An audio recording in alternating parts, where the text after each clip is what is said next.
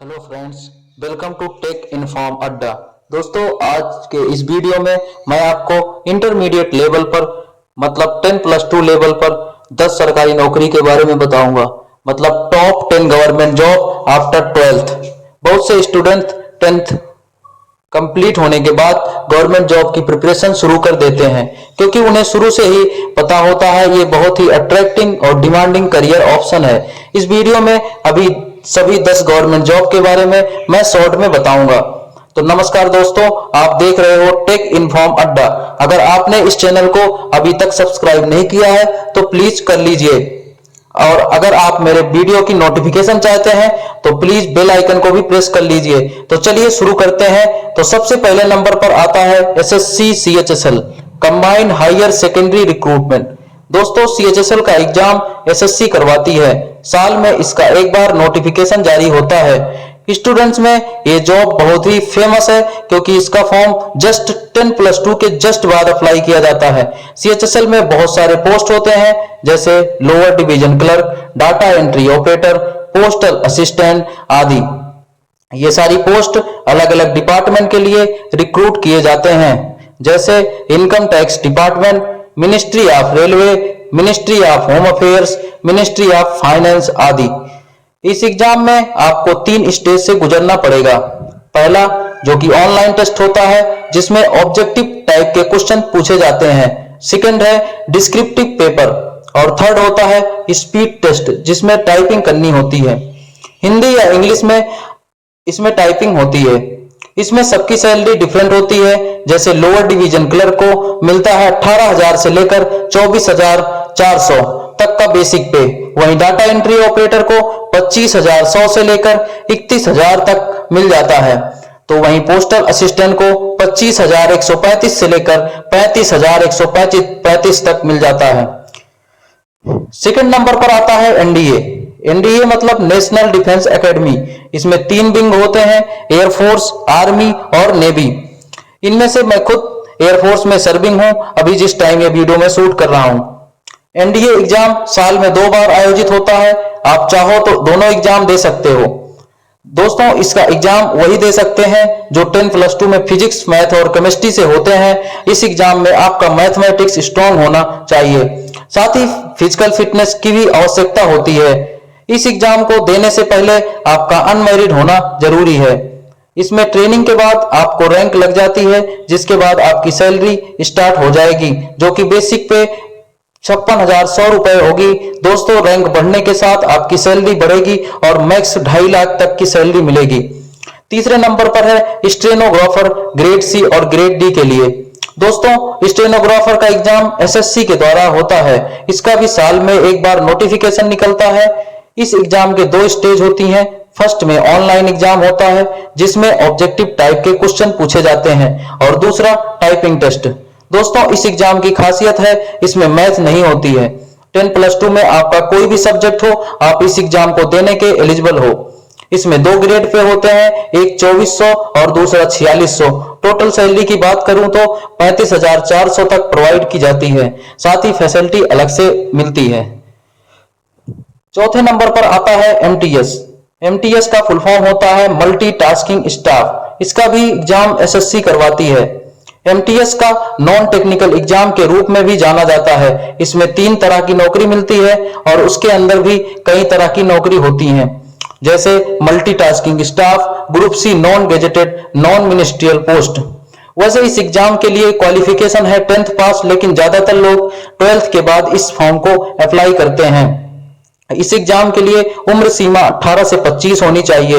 ये exam 2 stage में होता है। स्टेज 1 में ऑब्जेक्टिव टाइप के क्वेश्चन होते हैं। इसे पास करने के बाद ही आप स्टेज 2 के लिए एलिजिबल होते हैं। स्टेज 2 में डिस्क्रिप्टिव पेपर होता है, जिसमें एसे और लेटर लिखना होता है। सैलरी की बात करूं तो इसमें भी 20,000 से ज्यादा सैलरी मिलती है।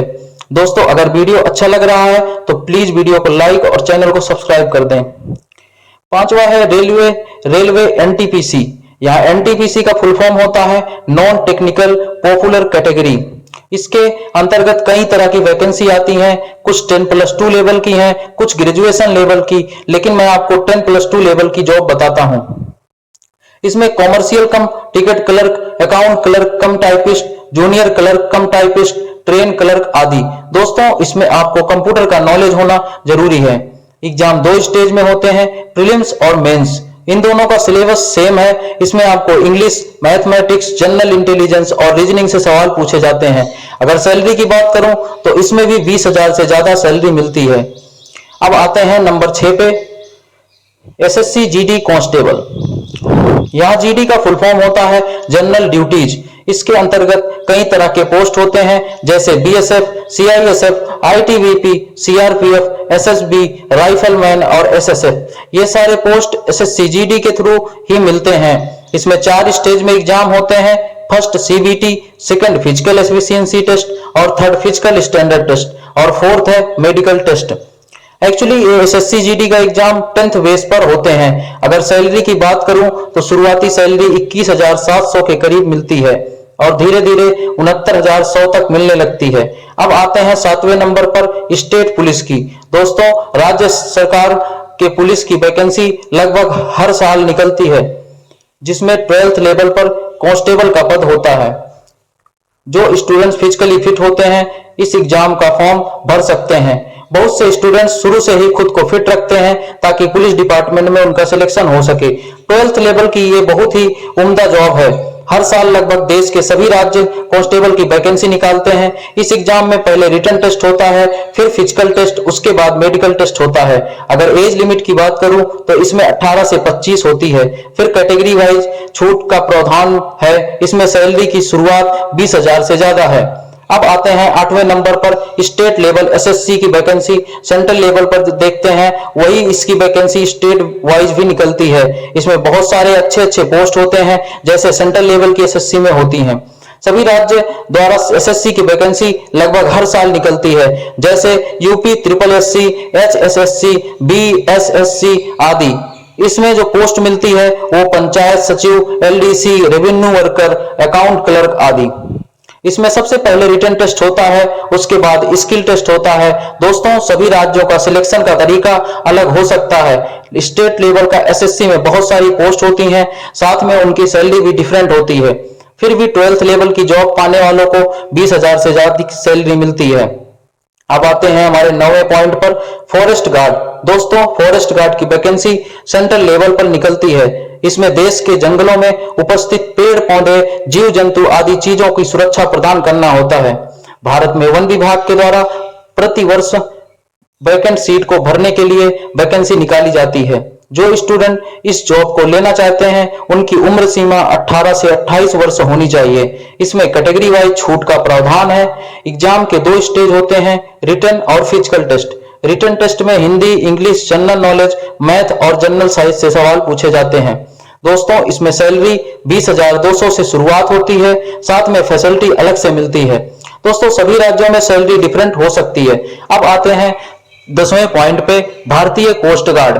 दोस्तों कोस्ट गार्ड का एग्जाम, जो कि हिंदी में तट रक्षक कहते हैं, इसका इंडिया में समुद्री क्षेत्रों को सुरक्षा प्रदान करना होता है। साथ ही समुद्र में मछुआरों को सुरक्षा और संकट के वक्त उनकी मदद भी करनी होती है। इंडियन कोस्ट गार्ड में काम करने वाले कर्मचारियों का जीवन चैलेंजिंग भरा होता है। हर वक्त चौकस रहना होता है। दोस्तों इंडियन कोस्ट गार्ड बनने के लिए 10+2 में फिजिक्स और मैथ्स सब्जेक्ट होना जरूरी है, तभी आप इसका फॉर्म अप्लाई कर सकते हैं। इसमें रिटन टेस्ट के बाद फिजिकल टेस्ट होते हैं। इसके स्टूडेंट की उम्र सीमा 18 से 22 वर्ष होनी चाहिए। दोस्तों 12th पास वालों के लिए 21,700 से सैलरी शुरू होती है। तो दोस्तों 12th यानी कि 12वीं के बाद टॉप 10 गवर्नमेंट के जॉब के बारे में आपने जाना। उम्मीद है कि ये वीडियो आपको पसंद आया।